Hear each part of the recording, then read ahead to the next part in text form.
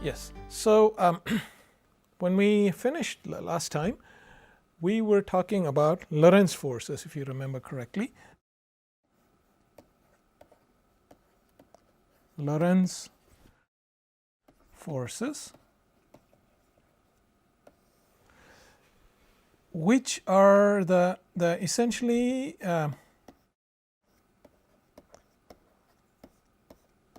the new force that needs to be added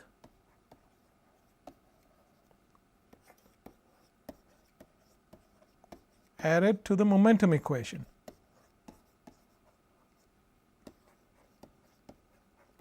And when we say new force, what do we mean? New with regard to our previous discussion of neutral fluids, isn't it?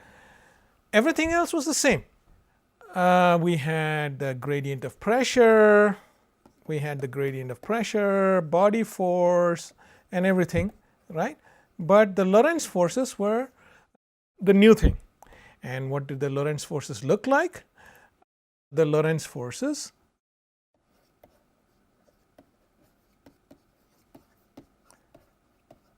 essentially the Lorentz force density, okay, which is force per unit volume, and it looked like a J cross B, where this is current density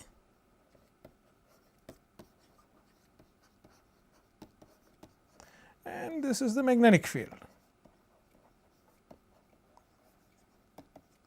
I am neglecting there is a factor of 1/4 pi or something out front, but all that's present in the actual slides that I'll be showing you. But this is the main part, right? J cross B. Now, you remember that this is a bit of a curious force, right? The Lorentz force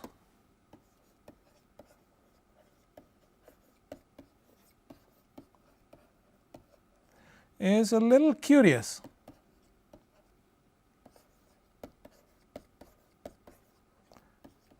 Why? Why do we call it curious? Because it's the force on an element of neutral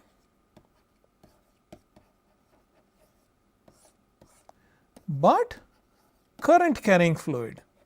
So, this is a little at variance with our usual ideas of fluid element really. Okay. This neutrality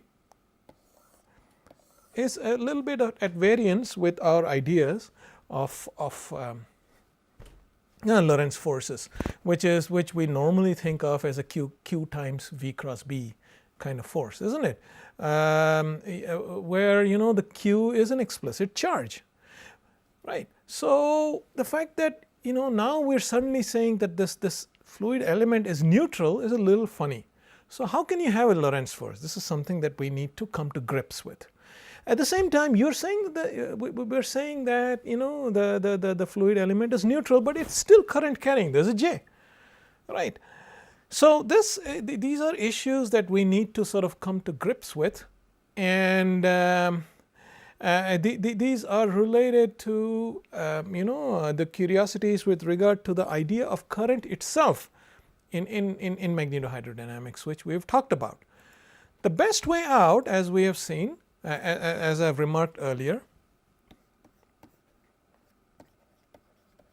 the best way is to not assign any shall we say physical significance to the current density.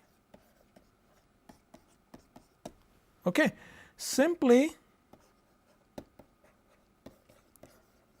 regard the current density this as a proxy for the curl of B. As in the current density, although I mean it has the dimensions of current density, it's perfectly valid to think of it in terms of current density and so on and so forth. But you know, it's because of all these oddities that we encounter, the fact that the fluid is uncharged, you know, and yet you need to think of it in terms of current density and so on and so forth. It's best to sort of think of it as a proxy or as a shorthand for curl of B. Wherever you see J, you plug in a curl of B there. Okay, so this is the thing. Therefore, the Lorentz force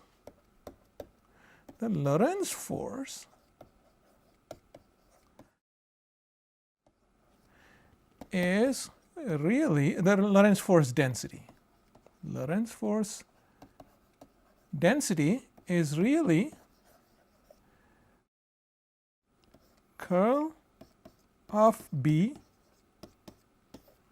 cross B. This is the Lorentz force density. Okay. So again, if someone asks you, what is a new thing? What is a new element of force that appears in magnetohydrodynamics? Or rather, what is the one new thing that appears in magnetohydrodynamics as opposed to regular neutral hydrodynamics? Tell me one new thing. Well, your answer should be, well, magnetohydrodynamics deals with a magnetized fluid, a magnetized and charge neutral fluid, a fluid which is somehow carrying a magnetic field along with it. That is it.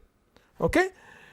There is no scope for an electric field you know, in the fluid, because as we know, the fluid is infinitely conducting, and so any presence of an electric field will be immediately shorted out, okay, by the fact that, you know, the fluid is highly conducting. So there is no scope for any electrical charges, but there is no scope for any electrical field as such. However, there is no such thing as shorting out a magnetic field because there are no free magnetic charges. Therefore, even in an infinitely conducting fluid, a magnetic field can exist. And the main thing about magnetohydrodynamics is that this is a manifestation of a magnetized fluid. So point number one, there are magnetic fields. And so the new element of force, and there are magnetic fields, and what's more, there are magnetic fields which can have a curl. Okay, there can be a curl to the magnetic field. Okay, and therefore, here is the new term that needs to be added to the momentum equation, and that is curl of B cross B. Okay, so here is the thing, and now you see this curl of B cross, and so this is the Lorentz force. This is the Lorentz force density, curl of B cross. So this is the new element that needs to be added to. You can say J cross B, yes, but it's really curl of B cross B. Okay. Now, you see, in the momentum equation, what are the other terms? The other terms, well, apart from body force, the other term in the Lorentz equation, in the force equation, are things like the gradient of a scalar pressure. Okay, and this is on the same footing as the Lorentz force density, because it appears in the, I mean, you know, it's just one more term on the right hand side, on the F side of things, and therefore as such it's the same as this. Okay, so now you can think of this as the the dimension wise it has to be the same as the gradient of a scalar pressure. Finally, when you do this operation, it's on the same footing, yes. So you can think of this as the divergence of the magnetic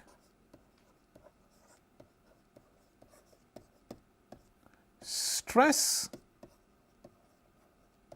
tensor. So, this is a new tensor that we are introducing, this M, in order to understand what the B looks like. And what are the, I mean essentially what does the divergence of a tensor look like? Well, the ith component of the divergence of this is just d m I j dxj, where, as we have discussed many times before, the appearance of this repeated index simply means summation. So, the ith component of this divergence is simply let's be concrete. Let's say this I is x. Okay. So, this would be dm xx dx, okay, where now the I is x in any case. So, first of all I say j is equal to x, right. So, it would be dm xx dx plus, since I need to sum over j, I would have dm xy dy plus dm xz dz. Okay, let me write this down explicitly. So, that is what the divergence of this. So, I will repeat this. I will repeat this here. So, sorry. The ith component of this is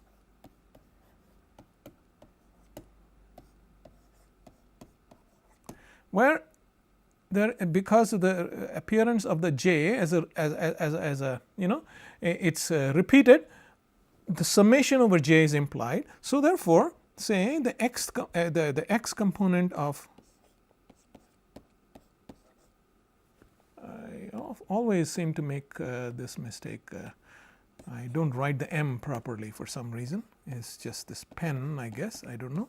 So, the x component would be dm xx dx plus dm xy dy plus dm xz dz. And the y component would be, well, it's just the second index that starts, sorry. So the yth component in that case, the first index would now be y. So, you would have dyx dx plus dyyy dy plus dyz dz. That is how it goes. So, that is all, right. So, now let us go back to our slides and let us look at this. So, this is what I was saying.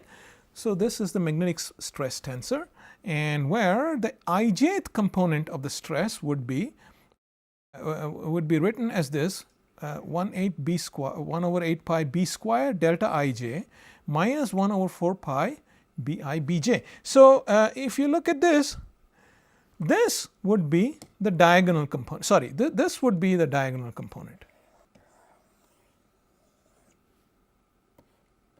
This would be the diagonal term. So, terms like dm xx dx, dm yy dy, dm zz dz, these would be the diagonal components, and those would be these, right, and these would be the off diagonal components. So, and we know the diagonal components are much like the usual scalar pressure, whereas this is more like a tangential stress, and let us look at this a little more. Okay. So, the point I wanted to motivate this a little more. The reason we are now talking about this magnetic stress tensor is to move away from assigning too much of a physical significance to the current density. People do talk about J in MHD a lot, but really J does not have that much of a physical significance, and really it's all about magnetic fields. Okay. And the fact that you have a non-zero curl to the magnetic field and so this curl cross B makes the magnetic field behave in a certain way. Okay, and we are trying to understand, and it makes it behave like a pressure tensor, and we are trying to understand what it means. That's the reason we are starting to talk about the magnetic stress tensor. Okay, right. So, yeah, so the tangential stress is much like elasticity, and let's try to understand this. It's something like this, and we will come back to this diagram in a minute once again. Essentially, the bottom line is that the consequence of this equation is that magnetic field lines behave much like a bunch of rubber bands. Magnetic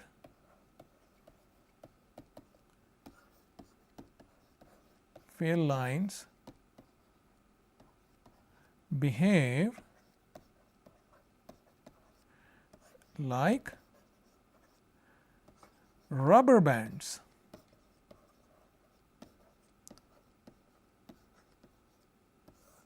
Like a bunch of rubber bands. Suppose these were magnetic field lines, these blue lines were magnetic field lines, and so they were a bunch of rubber bands. Now, what do you expect from a bunch of rubber bands, right? You try to pull these rubber bands, you try to pull them along the same direction, and you would expect a tension along the rubber bands, right? They would resist pulling. You try to lengthen them, and they would try to resist the act of lengthening them, and so they would try to contract. So that is number one. So that would be, so this tendency that we just described would be manifest in this. Okay. The other thing is that a bunch of rubber bands, they would resist squeezing. Okay. You take a bunch of rubber bands and you try to squeeze them. You try to squeeze them in the perpendicular direction, they will resist squeezing. They will not like to be squeezed. Okay. They will have a pressure that resists this squeezing. So it turns out that the character of this curl B cross B is much like that.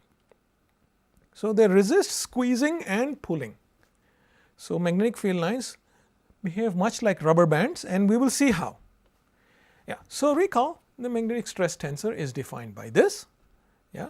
Where the fact that I've denoted M in boldface means that M is a tensor.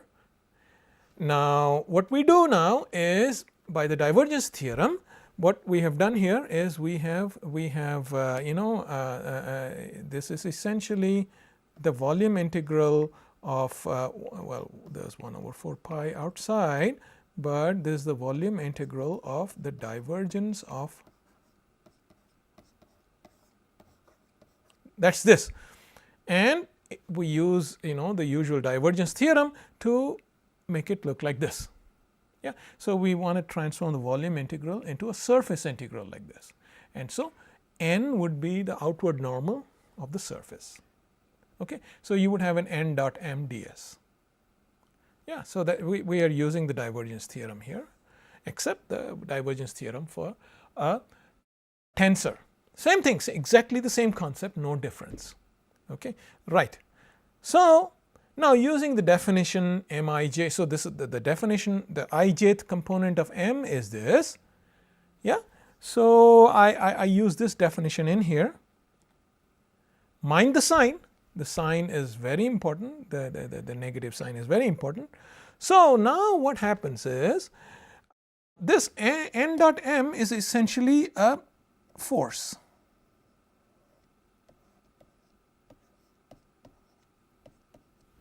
Isn't it? That's what this is saying. And what is the force? The force is n dot m, which is b squared 1 over 8 pi b squared, because there is a dotting. This term is in the direction of whatever n there is, the outward directed normal, and this fellow becomes bn. Okay, so this comes from here and this comes from here. So now let us say that B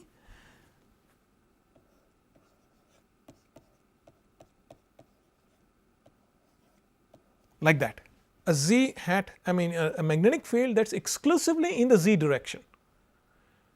Okay, and let us consider a magnetic field that is exclusively in the z direction, which means that the n will be in the x and y directions, isn't it? So for a z directed magnetic field, what's happening? How is this force directed? That is the question we are asking. So, this is exclusively in the z direction, right. So, this B is just exclusively in the z direction, and that has a negative sign.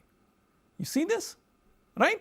So, therefore, for a z directed magnetic field, never mind this, because this B is exclusively in the z direction and there is a negative sign, there is a force along the negative z direction. So, this says that the force wants to contract the rubber bands, contract the magnetic fields in the z direction. In other words, there is a force along the negative z direction, and this comes from this. That is, and the contraction, the adjective contract is because of this negative sign.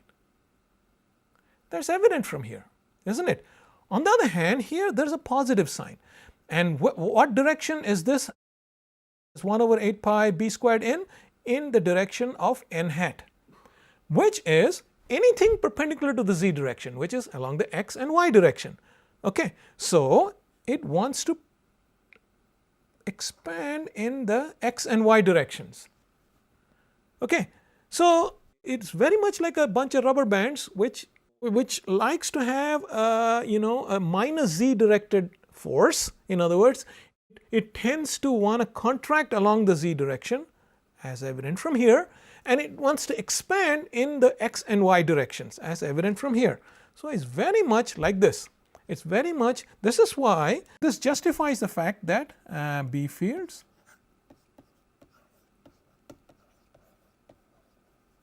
are like a bunch of rubber bands.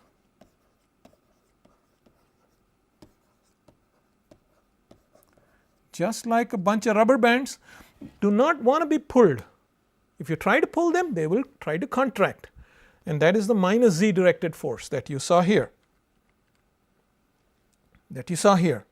And just like a bunch of rubber bands, they do not like to be squeezed. If you try to squeeze them, they will try to expand, and that expansion force is in the directions that is perpendicular to z, right. In other words, in the x and y directions, just like here. Okay.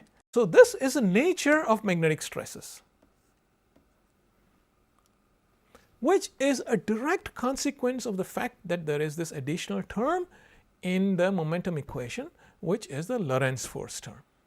Okay. So, this is I thought I would spend a little bit of time explaining this before going ahead, because it's central to much of the applications in astrophysics that we will come across. So, this is about magnetic stresses. Yeah. So, in summary, magnetic field lines inside a conducting fluid act rather like a deformable elastic medium. However, the stress is highly anisotropic. It is, normally an elastic medium, elasticity, you normally do not think of elasticity as an anisotropic thing. Okay. Elasticity, the coefficient of elasticity or whatever is the same in all directions. However, in this case, it is highly anisotropic. Okay. The stress is very different parallel to and perpendicular to the magnetic field. As we saw, parallel to the magnetic field, the stress tends to contract the magnetic field. Perpendicular to the magnetic field, it tends to make the magnetic field expand. Okay. So, it is highly anisotropic. It is always under compression in the two directions perpendicular to the field. It is always under compression, and it is always under tension along the field. Along the field, in other words, along the z direction in this particular case. The example we took was that the B was oriented along the z direction. Along the z direction, it is always under tension.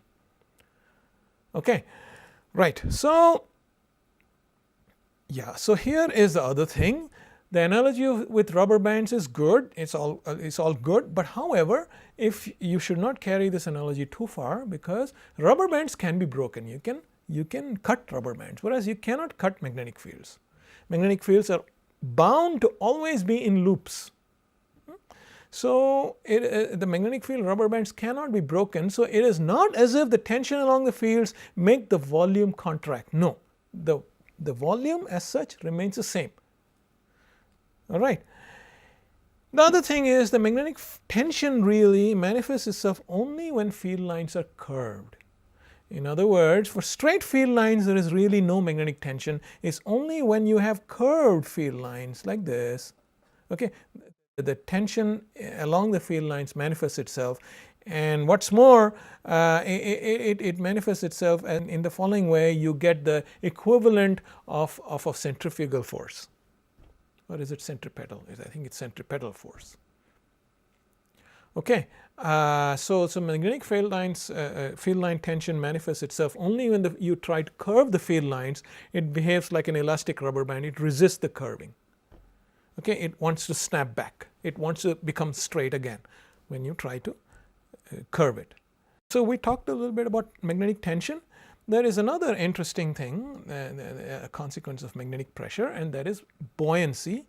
And this is very important in astrophysical situation. The concept of magnetic buoyancy. The fact that a magnetized fluid exhibits something called buoyancy. It's like this. We have defined the magnetic stress tensor. In general, there is also regular gas pressure, isn't it? There is also regular gas pressure P gas, right? So in addition to magnetic pressure 1 over 8 pi B squared, there is also regular gas pressure, which is something like nkt. Yeah. So, and we have already written it down in the equation of motion anyway as a gradient of P. Yeah. So now we can write a total stress tensor as this is the usual scalar gas pressure B, and the B squared over 8 pi delta Ij also look like a gas pressure, regular gas pressure, because these are also totally diagonal. So you might as well club them both and write them right here. Okay. And these are the off diagonal terms. So these would be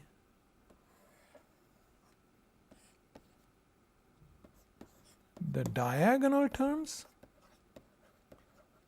and these would be off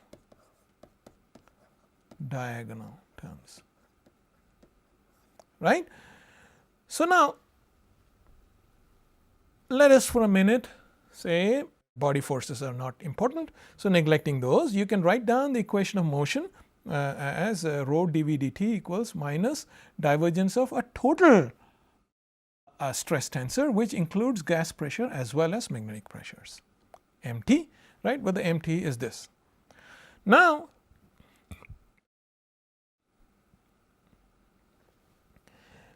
essentially what we do is you consider a region with two kinds of with a pressure P1, with a gas pressure P1 and a magnetic field B1 on one side, and a gas pressure P2 and a magnetic field B2 on the other side. And you consider this little pillbox here, okay, on the boundary with an outwardly directed normal like this.